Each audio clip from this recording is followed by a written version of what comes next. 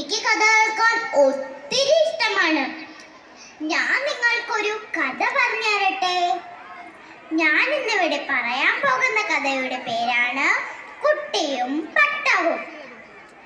ദേ കൂട്ടുകാരെ, അങ്ങോട്ട് നോക്കിയേ. എന്താ അത്?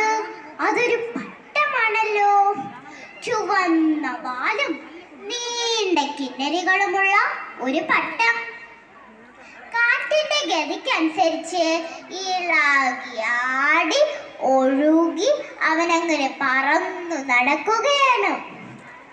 അപ്പോഴതാ മരക്കൊമ്പിലിരുന്നൊരു തത്തമ്മ ഈ കാഴ്ച കണ്ടു. എന്തു നല്ല പട്ടം! എത്ര ഉയരത്തിലും വേഗത്തിലുമാണ് അവൻ പറക്കുന്നത്. എനിക്ക് അവനെ പോലെ പറക്കാൻ ബുദ്ധിയാവുന്നു. ഇത് കേട്ട പട്ടത്തിന് അഹങ്കാരമായി. ഓ തത്തമ്മേ, എനിക്ക് ഇതിനേക്കാളും വേഗത്തിലും ഉയരത്തിലും പറക്കാൻ സാധിക്കും. നീ ആ നൂല് കണ്ടോ? നൂലിന്റെ അറ്റം പിടിച്ചിരിക്കുന്ന കുട്ടിയെ കണ്ടോ? അവനാ എന്നെ നിയന്ത്രിക്കുന്നത്. ആ നൂലില്ലായിരുന്നെങ്കിൽ ഇതിനേക്കാളും വേഗത്തിലും ഉയരത്തിലും ഞാൻ പറഞ്ഞേനെ. നീ എനിക്ക് ആ നൂലൊന്ന് പൊട്ടിച്ചേരാമോ? പട്ടം തത്തമ്മയോട് ചോദിച്ചു. ഇത് കേട്ട തത്തമ്മ മരക്കൊമ്പിൽ നിന്ന് പറന്ന് താഴേക്ക് വന്ന് അതിന്റെ ചുവന്ന ചുണ്ടുകൾ കൊണ്ട് പട്ടത്തിന്റെ നൂൽ കുത്തിപ്പൊട്ടിച്ചു.